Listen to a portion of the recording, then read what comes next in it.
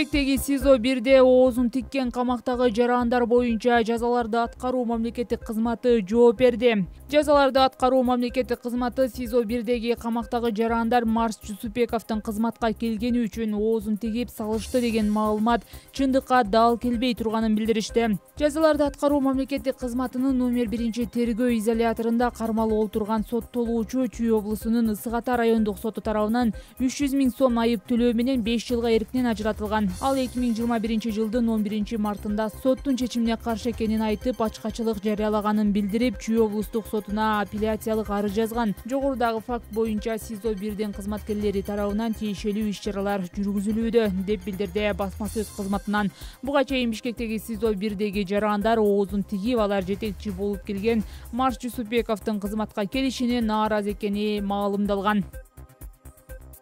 Бишкекте 32 жаштагы жаран көрө албастыктан улам таанышын уруп, денесине залал келтирди. Бишкек шаарында бейбаштык фактысына шектелип, 32 жаштагы жаран кармалды. Бул тууралуу Октябрь райондук ички иштер башкармалыгынын басма сөз кызматынан билдиришти. 9 февралда шаар тургуну чала таанышы дүкөндөрдүн биринде көрө албастыктан улам аны уруп, денесине залал келтиргенин айткан. Жабырлануучу медициналык жардам алуу үчүн ооруканага кайрылганда эки тараптуу жаак сөөгү сынган деген диагноз коюлган.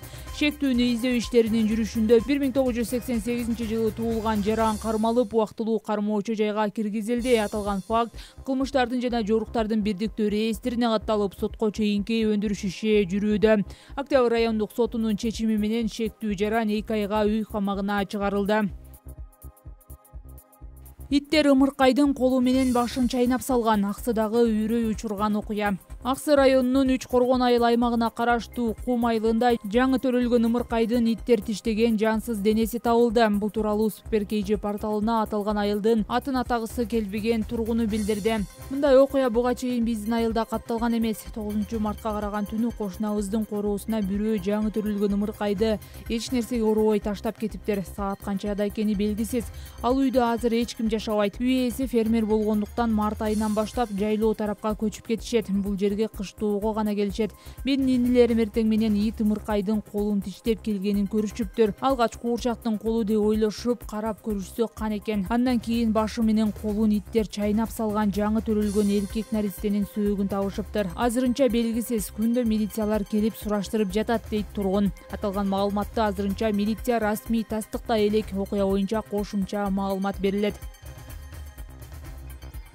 Жапаров менен Мирзиёев биргелешкен инвестициялык фонд түзүү тууралуу макулдашты. Ташкентте Кыргызстандын президенти Садыр Жапаров менен Өзбекстандын президенти Шавкат Мирзиёевдин жолугушуусу аяктады. Анын жүрүшүндө мамлекет башчылары эки жана көп тараптуу кызматташтыктын актуалдуу маселелерин, азыркы абалы жана келечегин жана натыйжалуу өз ара байланыштарды мындан ары өнүктүрүү чараларын талкуулашты. Шавкат Мирзиёев өз сөзүндө эки өлкөнүн эли реалдуу натыйжаларды сезип, президенттер сөздөн ишке өтүп жатканын көрүшү керек деген белгиледи. Өз кезегинде Садыр Жапаров Кыргызстан соода-экономикалык кызматташтыкты кеңейтүүгө өзгөчө маани бере турганын белгилеп, бизнес өкүлдөрү үчүн бардык зарыл шарттарды түзүү аркылуу өз ара соода жүгүртүү көлөмүн 2 миллиард долларга чейин көбөйтүү максатында биргелешип иштөөгө даяр экенин билдирди. Жолугушуунун жыйынтыгы менен тараптар соода жүгүртүү көлөмүн көбөйтүү жана бардык тоскоолдуктарды жоюу, биргелешкен ишканалардын санын 50-гө жеткирүү, ичканалардын жана бизнес объектилеринин ортосундагы кооперацияларды күчтөндүрүү, Кыргыз-Өзбек инвестициялык фондун түзүү, транспорттук потенциалды натыйжалуу пайдалануу, суу пайдалануу жана